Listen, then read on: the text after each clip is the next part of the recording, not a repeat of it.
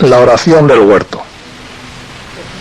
Terminada la última cena, se dirigió Jesús con los apóstoles, cruzando el torrente Cedrón, a Gesemaní, al pie del monte de los Olivos, donde solía retirarse a orar al comienzo de la noche. Serían las 10. Cuando llegaron, se separó del resto con Pedro, Santiago y Juan. Estando con ellos, sus más predilectos, comienza a sentir tal miedo y angustia que les confiesa: mi alma está triste hasta la muerte. Entonces les invita: velad conmigo, orad para no caer en la tentación. Y se alejó como un tiro de piedra. Noche sagrada, noche trágica de angustia y pasión. El corazón de Jesús, al tiempo que se entrega por nosotros, busca también la compañía de sus amigos, de sus elegidos. Y entre estos, entre sus mismos 11 apóstoles, a los más íntimos, es a quien pide que velen en oración con él. Igual nos pide a nosotros, a ti elegido por el bautismo y porque oyes ahora su invitación. ¿Cuántos, decía Jesús, Mateo 13, 17, desearon oír lo que vosotros oís y no lo oyeron? Y te invita con el grupo de sus íntimos a esta hora santa, a otras horas santas, todos los meses, todas las semanas. ¿Le acompañarás en los momentos de su tristeza amarga como el mar? Cuando uno está angustiado, enfermo, condenado a muerte, ¿cómo se agradece la compañía de un ser querido, de un hermano, de un amigo? ¿Cómo agradecerá a Jesús tu compañía? Tal vez sueles pensar grandes cosas que te gustaría hacer por Él, por darla a conocer a los hombres, por la extensión de su iglesia, de su reino, en alguna de sus tantas facetas de apostolado, de beneficencia, de organización o de vida comunitaria cristiana. Pero antes de todo, lo que Él te pide, lo que anhela, es tu compañía, tu trato en la oración, que permanezcas junto a Él en las horas terribles de su pasión en Jerusalén y en las horas tristes de su pasión en la iglesia. La tentación va a venir, te empujará al pecado. Será la tentación halagadora que arrastra al placer de los sentidos, a la comodidad, a la curiosidad de ver y conocerlo todo. O será la tentación amenazadora de las contrariedades si cumples tu deber, de las marginaciones o persecuciones que sufrirás. Qué fácil es caer en la tentación, lo sabrás ya por experiencia. Quizás ni te sientes con fuerza para resistir, o te parece imposible levantarte de un pecado, de tu tibieza. Velad y orad para no caer en la tentación. Velar con Él es el medio y remedio que nuestro Salvador nos da. Si no lo utilizas, ¿de qué te quejas? Si llegas a esa unión e intimidad con Jesús en la oración, a ser su amigo, a vivir su amistad a lo largo del día, entonces no solamente tendrás la gracia para no caer.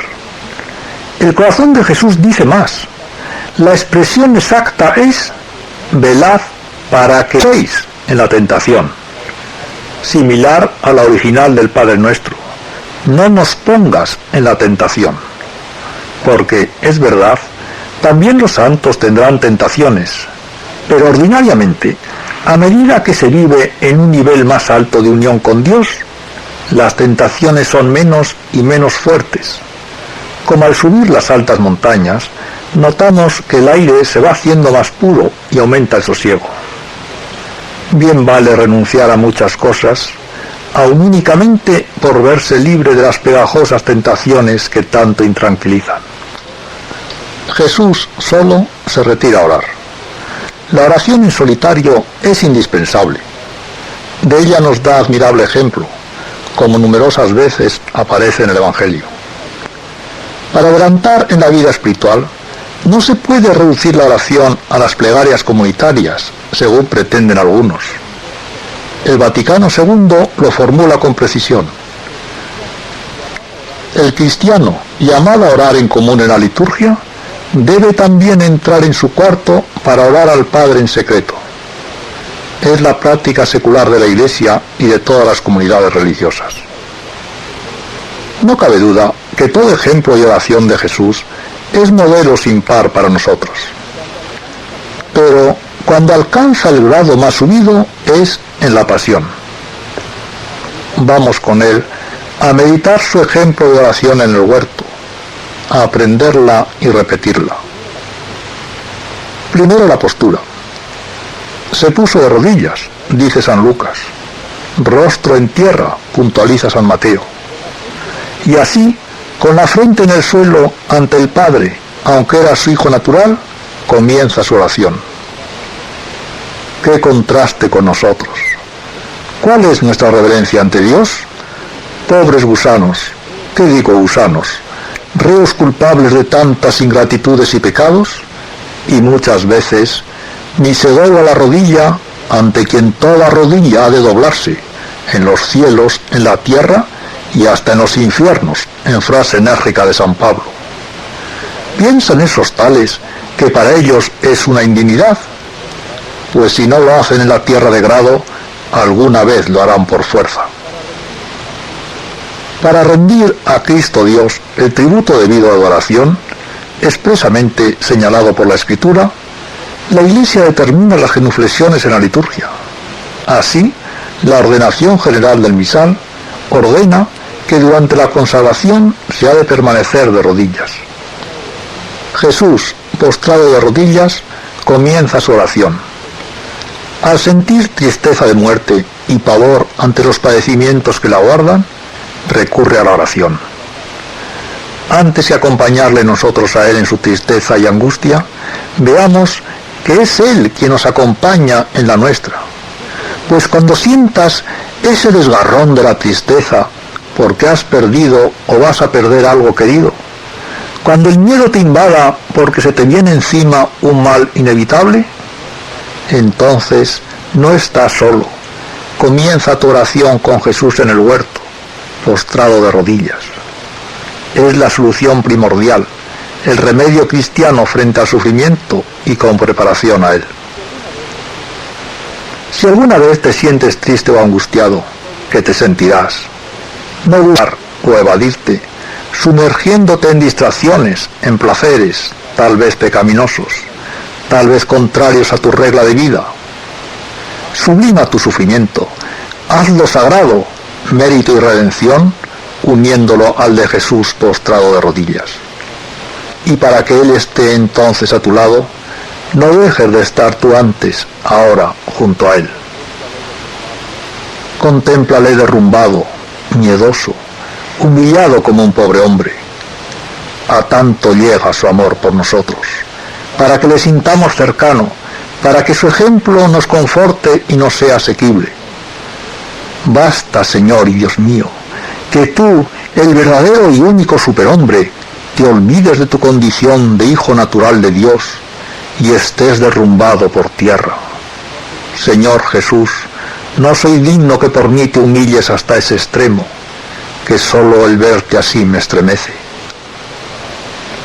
Pero ojalá aprendamos, porque ni aun con tal modelo nos decidimos nosotros, pecadores, a ser humildes, a postrarnos ante Dios, reconociendo nuestras culpas, nuestros errores y miserias. Padre mío, si es posible, aparta de mí este cáliz. Señor, tanto no.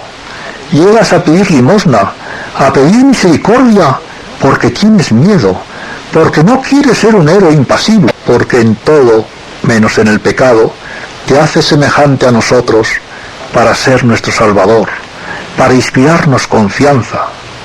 Te haces tú débil para hacerme a mí fuerte. Jesús suplica al Padre que le libre del dolor. Pero, ¿no es esto una imperfección? ¿No sería más elevado que pidiese sufrir más todavía? A veces, quizás creemos que para ser santos tendríamos que pedir más cruces, y nos aterra. No, no es ninguna imperfección pedir a nuestro Padre que nos libre del sufrimiento. aunque sea sufrimiento enviado por Él, enfermedades, incomprensiones, fracasos, pobreza, soledad. Si fuese imperfección, no lo hubiera suplicado el Santo de los Santos. Entra dentro de la paternidad de Dios que le podamos pedir que pase el cáliz. Y es bueno que se lo pidamos, porque es reconocer su poder de Dios, que todo lo puede, y es confiar en su amor de Padre, dispuesto siempre a escucharnos. Jesús también lo expresa en su oración: Padre, para ti todo es posible. ¿No sufriremos muchas veces de más, porque no le pedimos así a nuestro Padre sufrir menos que aparte el cáliz? Dirá alguno: esta oración será meritoria para nosotros. Dios, sin embargo, no puede escucharla, porque sería en perjuicio nuestro. Si apartase el cáliz, si nos quitase las cruces, no podríamos santificarnos. Por eso tampoco le apartó a Cristo el cáliz de la pasión. Dios sí puede escuchar nuestra oración. Ni Jesús, modelo nuestro, iba a hacer una súplica inútil e ineficaz. A Dios todo le es posible. Dios santifica mediante el sufrimiento, pero no es indispensable cada sufrimiento particular. Y lo que formalmente santifica es la gracia de Dios y nuestro amor con ella. Por eso Dios puede quitarnos un sufrimiento y por nuestra oración darnos más gracias, más ayuda para hacer actos de amor cuyo mérito supla o supere al que hubiéramos tenido con el sufrimiento. Esto no es negar que la expiación del pecado exija el sufrimiento. Lo exigió de Cristo y lo exige ordinariamente de los cristianos unidos con Cristo, de los santos. En todo caso, manteniendo el principio que podemos, y es bueno rogar a Dios, nuestro Padre, nos libre del sufrimiento, nos libre del mal, como lo pedimos en el Padre Nuestro, y que puede y suele concederlo, no deja de ser un misterio la providencia divina que tiene un plan para cada cual. La santidad de cada persona, obra más de Dios que nuestra, es una obra de arte distinta y original. Dios no hace los santos estándar, como las monedas. Por eso cada santo, y todos en conjunto, son gloria de Dios, como lo es de un pintor genial su colección de cuadros diferentes. Por eso a unos santos Dios envía más sufrimientos, o más carismas, o más gracias que a otros. Y siguiendo la inspiración del Espíritu, los hay que han pedido aumente su cáliz, en vez de pedir que lo apartase. En ellos se manifiestan así los méritos y gracia de Cristo, hecho débil para fortalecernos a nosotros, y se cumple la profecía de Jesús: el que cree en mí hará lo que yo hago y aún mayores, para que el Padre sea glorificado en el Hijo. Juan 14:12. Padre, si es posible, aparta de mí este cáliz, pero no se haga lo que yo quiero, sino lo que quieres tú. El ejemplo más alto de Jesús en el huerto es su amor al Padre, el primer mandamiento. ¿Cómo ama a su Padre, a nuestro Padre? Con entera confianza filial de pedirle, con absoluto reconocimiento a su omnipotencia, con la exquisita finura de abandonarse a su voluntad. Ejemplo para pensar y llenar toda nuestra vida. Si un escollo de la oración es la desconfianza por uno u otro motivo, otro escollo es el anteponer nuestra voluntad a la de Dios. Esto es importantísimo. Podemos pedir a nuestro Padre del cielo hasta un milagro, y no será raro que lo haga, pero siempre, absolutamente siempre, hemos de estar dispuestos a aceptar su voluntad. Aceptar que en primer lugar es no malhumorarnos, no quejarnos de Dios si no hace lo que queremos, si nos envía cruces o no las aparta de nosotros. En estos casos, que también serán frecuentes y muchas veces debidos a nuestras culpas, nuestro amor a Dios no debe disminuir. No hemos de sentir que por ello Dios es menos bueno. Todo lo contrario. Y para no caer en esa tentación, será conveniente le repitamos al Señor: qué bueno eres. Y veamos también en nuestra cruz la bondad de Dios y confiemos más en Él. Padre, no se haga lo que yo quiero, sino lo que quieres tú. Tenemos miedo. También Cristo lo tuvo. Pero tengamos también fe en el amor de nuestro Padre, cuyos planes sobre nosotros son muy superiores a lo que ni podríamos imaginar, y nos tiene preparadas abundantes gracias para ayudarnos. El problema es que acudamos a Él, que le obedezcamos en todo. Todo este trato con Dios del que estamos hablando y nos da ejemplo Jesús, vemos, es difícil. Podemos extraviarnos o cansarnos. Pidamos a Santa María, Madre del Buen Consejo, que nos lo dé en cada paso del camino, que interceda por nosotros para realizar nuestra filiación divina. No es una intercesión más que invocamos, es que el sendero fácil para llegar a Jesús es, por voluntad divina, María. Lo fundamental será que obedezcamos a Dios en todo, que nos humillemos bajo su poderosa mano, como dice San Pedro. ¿Y quién mejor que la esclava del Señor y Madre nuestra para inducirnos a ello, como la madre enseña a su hijo pequeño a obedecer? Cuando sufrimos, con más razón podemos invocar su protección, pues una madre más cerca está de su hijo enfermo.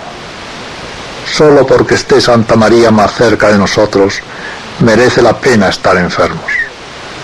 Y cuando con ella pidamos a Dios nos quite una cruz, que nos ayude al mismo tiempo a aceptarla. Qué poco vale el sufrimiento si en vez de aceptarlo nos pasamos el tiempo pidiendo que se nos pase.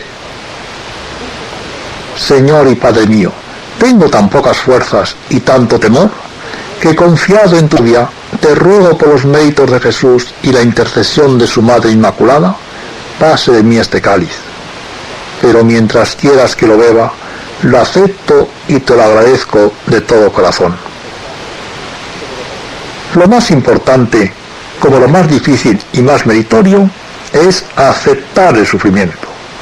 Hágase en mí según tu palabra. Que al recitar 3 veces al día el Ángelus, glorifiquemos a la Madre de Dios por su aceptación, que fue aceptar serlo nuestra, para que nos enseñe a rezar el Padre Nuestro. Hágase tu voluntad. Son las mismas palabras de Jesús en el huerto. Al aceptar la pasión suya, la convirtió en redención nuestra. Pero le costó. Le costó tanto que Jesús, hombre como nosotros, amigo que siente hacia nosotros verdadero cariño, otra vez fue a buscar un poco de consuelo en la compañía de sus amigos, sus preferidos, los 3 a quienes en momentos tan trascendentales había pedido velasen con él, y los encontró dormidos. Ni una hora habéis podido velar conmigo. Cuánto le dolió. Dolor tan intenso que de él se quejó ya por el profeta. Salmo 68. Busco quien sienta mi tristeza, alguien que me consuele. ¿Qué le vas a contestar, tú, a quien tantas señales de predilección te ha dado? Si estás dormido, ¿no es hora ya que despiertes para declarar a Jesús tu amor?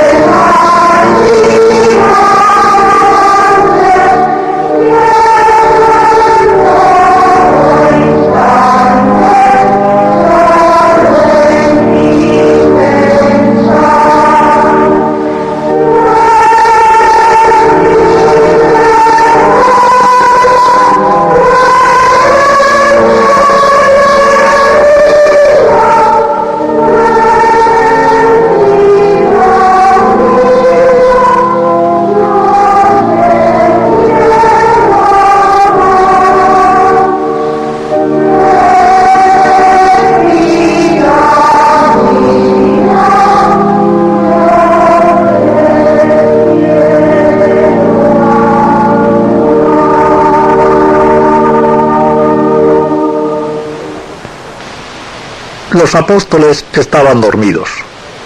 Jesús no encuentra consuelo entre los hombres y vuelve a la oración. ¿Cuántas veces tampoco encontrarás consuelo entre los hombres. Tenemos hambre de comprensión, de cariño, y las criaturas solo nos ofrecen unas migajas. Venid a mí todos los que estáis cansados y agobiados, y yo os aliviaré. Vayamos como la cierva a la fuente de las aguas, al corazón del que brota el agua viva, agua deliciosa que quita toda sed y salta hasta la vida eterna. Señor, dame a beber de esa agua, dile como la samaritana. Pero para llegar a esa fuente hay que salir de la ciudad y subir la colina. Jesús, triste, sin amigos, se despega otra vez de los suyos, fecunda ejemplo, y vuelve a orar al Padre. Para tener entrada en la oración, para que nuestra sed sea saciada, necesariamente hemos de salir de la ciudad mundana, despegarnos de todo afecto que nos retenga, subir la colina donde brota el agua de un corazón traspasado. Panorama sobrecogedor en la noche. A un lado, el huerto silencioso. A la luz de la luna llena, con nuestro Salvador postrado en oración, en angustiosa e insistente oración redentora. Al otro lado del torrente Cedrón, la ciudad mundana, con sus casas acogedoras, luces de fiesta, placeres y también pecados. Elige el rumbo de tu vida para tus noches y tus días. El que no está conmigo está contra mí. En la ciudad alegre, Judas, el elegido, el apóstol, que se revuelve contra su maestro, como otros muchos hoy. En el huerto triste, Jesús solo. Segunda vez vuelve a los suyos y tampoco encuentra consuelo. Jesús, mendigo de amor. ¿Cuántas veces llama a tu corazón y lo encuentra dormido? Continúa su oración. Vuelve por tercera vez a dar misericordia al Padre. Pero ante su mandato definitivo, acepta en un supremo esfuerzo la pasión, esfuerzo tremendo de su voluntad que le hace sudar sangre. La oblación de Cristo es total. Su objetivo es redimirnos del pecado, por amor a los hombres. Pero antes del amor a los hombres, en todos los santos y más en Jesús, está el amor a Dios. Y antes que redimirnos a nosotros, acepta la pasión para reparar al Padre. En su inmenso amor al Padre, viendo el alma de Cristo cuánto ha recibido, que ha sido escogida con su cuerpo entre todos los seres creados para unirla al Creador en unión personal, y conociendo como nadie la terrible ofensa a Dios que en sí es el pecado, tuvo que sentir un dolor de magnitud solo comparable con su inmenso amor. Cuanto más queremos a una persona, más nos duelen las ofensas que se le hacen. Por eso duele tanto, por ejemplo, que insulten a la propia madre, aunque ella ni se entere. Nuestros pecados no pueden perjudicar lo más mínimo a Dios, pero además de ser algo que su justicia santa tiene que repeler, suscitan en quien ama a Dios, como decía, una ansia de reparación. Por ello es característica de los santos, de quienes más aman a Dios, el deseo de reparar por los pecados, propios y ajenos, en conjunto, pues se mira más al ser amado y ofendido que a los mismos ofensores. Que sintamos tanto amor a Dios, que nos duelan así las ofensas que se le hacen, ofensas más punzantes cuanto son más íntimas, como las que sufre Cristo Dios en su pasión. Y hoy ningunas más íntimas que las que recibe de sus escogidos, de sus sacerdotes, en los que ha volcado sus dones. No es extraño que de estas dos clases de ofensas sea de las que principalmente se queje en sus revelaciones y mensaje a Santa Margarita María. Si nos duelen las ofensas a Dios, ¿qué hacer para repararlas? ofrecer nuestro sacrificio unido al de Cristo. Ante todo, el sacrificio más valioso de aceptar la voluntad de Dios, como lo fue la pasión de Cristo. Esto es reparar. Esto es lo más elevado. Amar a Dios hasta el sacrificio. Sufrir por puro amor de Dios. Esto es, según Pío XI en la Miserentissimus Redentor, lo que tiene la primacía y la parte más principal en la espiritualidad del Sagrado Corazón. Jesús, como reparación perfecta al Padre por los pecados, se ofrece a sí mismo víctima. Ofrece su pasión, pero ofrece además su sacrificio en redención por los pecadores, por nosotros, que así somos rescatados al precio de su sangre. Así su sacrificio es completo y es perfecta su reparación, pues llega hasta volver a ganar los hijos pródigos para el Padre.